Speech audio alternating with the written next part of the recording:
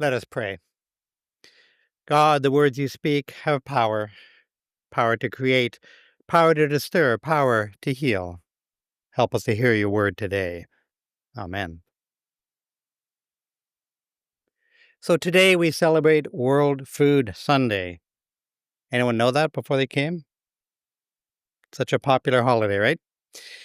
And you'll notice we're starting the celebration and I didn't bring any food. But perhaps, or at least I hope you expect to be fed in a different way today. Perhaps you expect a boring, inoffensive, completely predictable sermon about how we need to share more.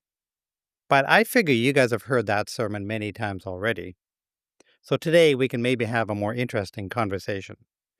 But I want to start with a pop quiz because people seem to like the quiz about communion so much. Does Christianity have any rules about what we should eat? No? Lou, what are you thinking? What are you thinking? Genesis said we could eat everything.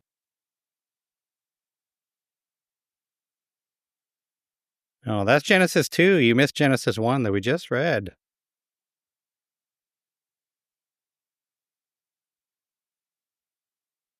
Okay, so we'll continue this after, but most people said no, which is what we expected. So there are some traditions. Some Roman Catholics do not eat meat on a Friday, for example.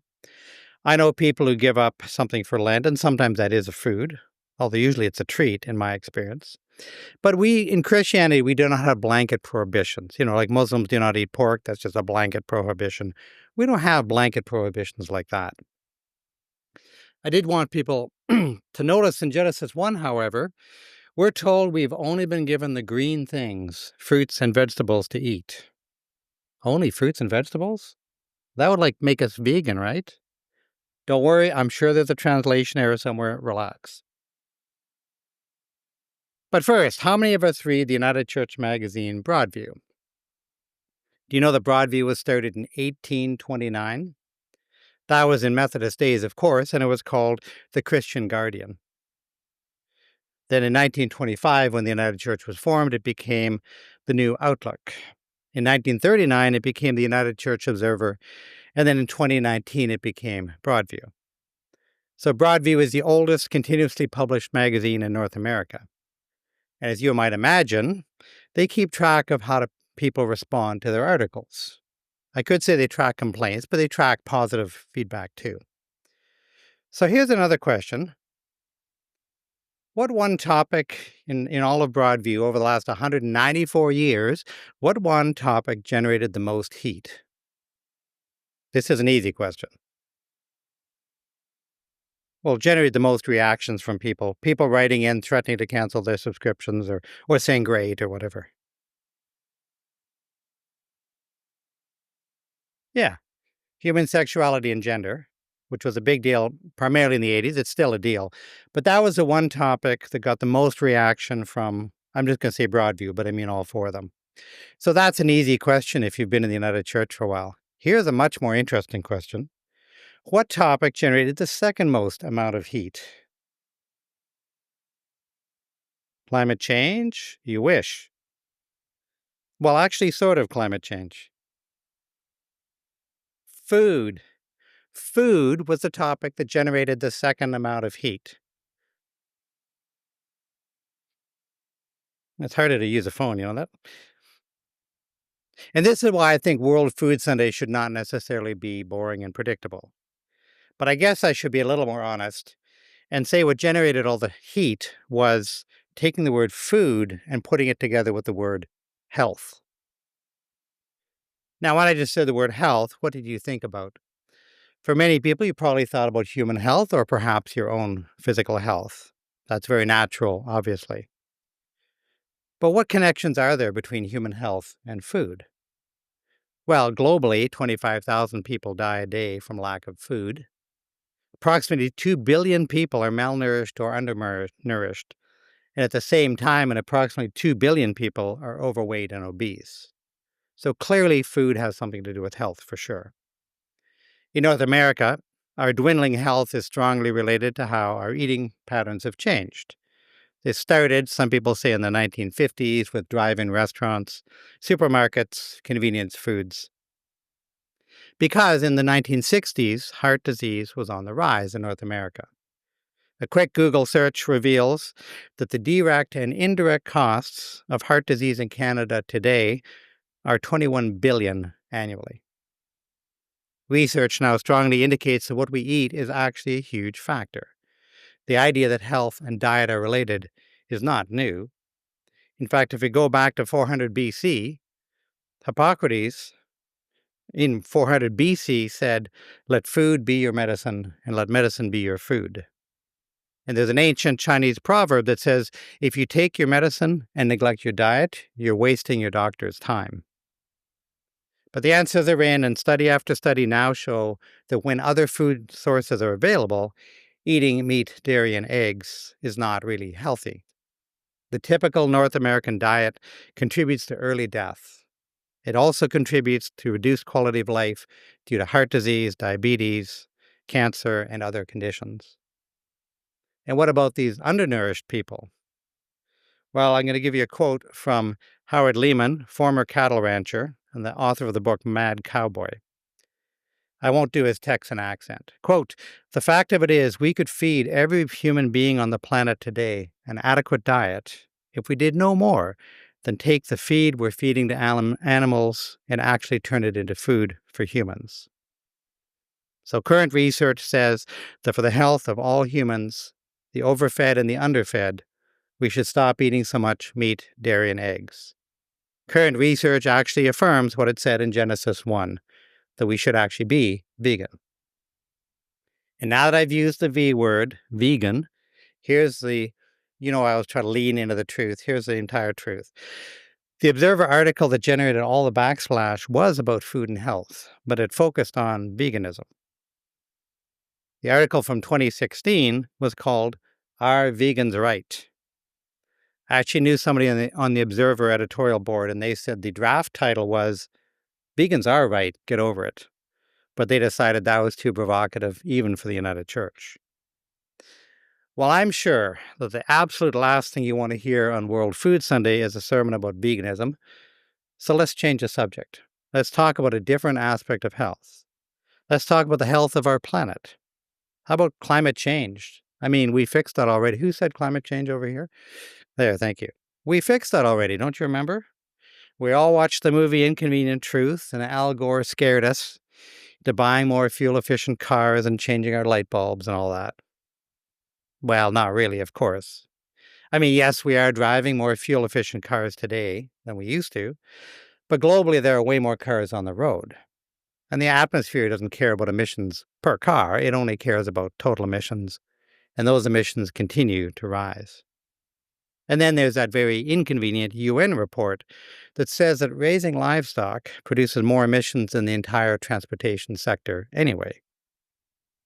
Depending on what you're measuring, water use, fossil fuel consumption, greenhouse gas emissions, land use, you know the list. The typical North American diet is 10 to 100 times worse for our planet than a vegan diet. As only one example, it takes 18 times as much land to produce food for the typical North American diet compared to a vegan diet.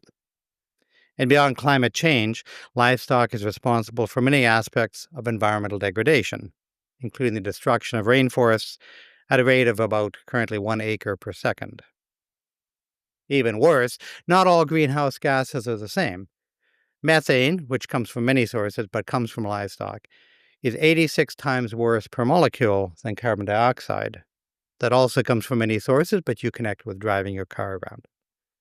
Moreover, if we stop generating CO2 today, it would take about 100 years for the atmosphere to recover. But because the chemistry is different, if we stop producing methane, the atmospheric methane would recover in about 10 years. If this is news to you, it's not your fault.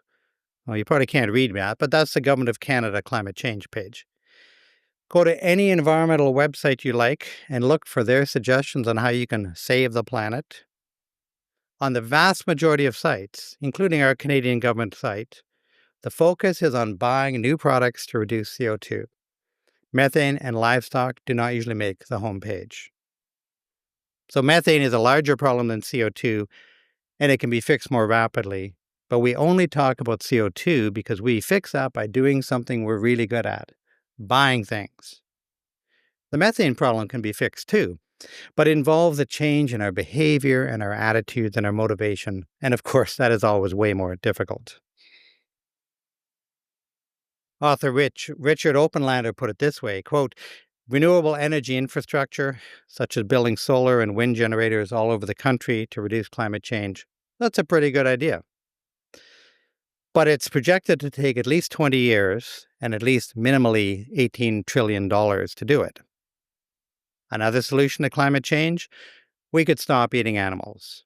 And it could be done today, and it certainly does not take $18 trillion because it costs nothing. Quoting Lehman the rancher again, you can't be an environmentalist and eat animal products, period. You don't think we could solve this problem in a heartbeat? I'll tell you what, all we need is for environmentalists, people like me too, to live what they profess, and we'd be on a new course in the world. So for the sake of our planet, that planet our children and grandchildren are going to live on, we need to greatly reduce eating meat, dairy, eggs. Well, wait a minute. How do we get back to that vegan thing again? I was trying to talk about the environment. I have no interest in talking about veganism today, really. So let's change the topic again. Let's talk about spiritual and emotional health. Surely that will not impact us at the dinner table, right?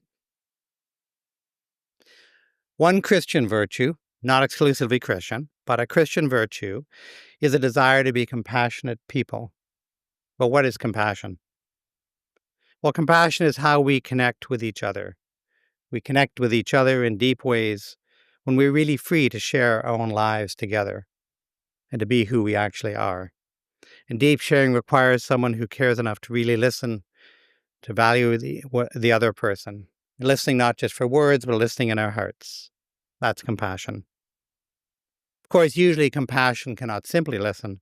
Compassion usually requires action too. And what action is required? Well, depends what you hear when you listen, right? But as a basic minimum, compassion seeks to eradicate all forms of violence, cruelty, suffering. So how is it then that 10 billion land animals are slaughtered for food every year in North America alone? That does not sound like the actions of compassionate people. And even if we don't care about the suffering of sentient animals, we should care about the workers who work in slaughterhouses. They are abused by the nature of their work. Many slaughterhouse workers develop PTSD, alcoholism, and suffer great emotional and spiritual trauma because of the work that they do. And we ourselves are burdened by this as well, usually subconsciously. But we know deep down what those workers do on our behalf. And we know that we are paying them to do a job we would never do ourselves, for most people. Actually, there's a simple way to test this. How many of us, when we had young children, took them to an apple orchard to pick apples or strawberries or vegetables? Now, how many of us took our kids to slaughterhouses? Anyone? No, of course not. And this brings us to what Jesus said in Mark this morning. Jesus told the crowd, there's nothing outside a person that by going in can defile them. It's what comes out of a person that defiles. And thank you for reading, Gladys. Well, at first glance, that sounds like Jesus is saying food does not really matter. We can eat whatever we want. But I don't think that's what Jesus was getting at. He's reminding people that food itself is not holy or unholy. It's our attitude towards food that shows what's going on inside. So when our eating habits hurt the earth or animals or the people who work in the industry, that's not only about what's on our plate, it's about what's coming out of our hearts. Jesus was calling for us to look at what overflows from within us: compassion, caring, or maybe indifference. Because what flows out of us shapes the world that we live in. So when we talk about food and health, food and faith, it's not really just about guilt and rules, although maybe it is sometimes. The key is our own inner alignment, letting our inner compassion show up in our visible choices, letting our inner compassion be visible when we load our dinner plates, because that's spiritual health and emotional health too. So somehow we got back to that vegan thing again. I should probably just try to give up trying to avoid this topic. So, this reflection may or may not have been well received by many people today, including myself. As human beings, we do not like change, right? And, the second worst thing is to be told you have to change. But the absolute worst thing is to be given good, sensible reasons why we should do it. And yet, for better or worse, I have to say, I think vegans are right, and we need to get over it. Now, I need to be clear, I'm not vegan, but Marjorie and I have moved a long way in that direction for sure. But we're not purists. And I'm really glad Andreas is here today because he's probably busting a gut because we had a meal recently and I ate the most unhealthy, non-vegan thing at the mall, I think. This reflection is aimed at me as well as everyone else because I feel like we're all in this journey together. I don't like change either, in case you hadn't noticed. But, this is how transformation usually comes to us anyway. It doesn't happen in a single meal or a single sermon. It happens over time, one choice at a time, guided by compassion, guided by love. And I have to say, to balance our aversion to change, I see a fair bit of hope in this message as well. If you're like me, you read the news, right? And every week, if not every single day, we are presented with stories about destruction, devastation, genocide, all these things. And these stories can truly overwhelm us. We often feel powerless. Sometimes we feel like there's nothing we can do to help heal the world. We don't even know where to start half the time. It can be very demoralizing. But if we eliminate, let's be realistic, reduce consumption of meat, dairy, eggs, you actually get a pretty big bang for it. We see benefits in our physical health. We see benefits in the health of the planet. And we see benefits in our own spiritual well-being. And hope comes from the fact that we know we can actually make a difference. We, of course, need to change some habits, which is much harder than changing a light bulb. That artwork is from ChatGPT, and I don't know why it always puts in spelling mistakes, but the point is it's not hard to change a light, it's hard to change a habit. But we can make a real difference, and there is great hope in that. And however you're feeling about this message today, I hope that at a minimum you might understand your own grandchildren better or other family members.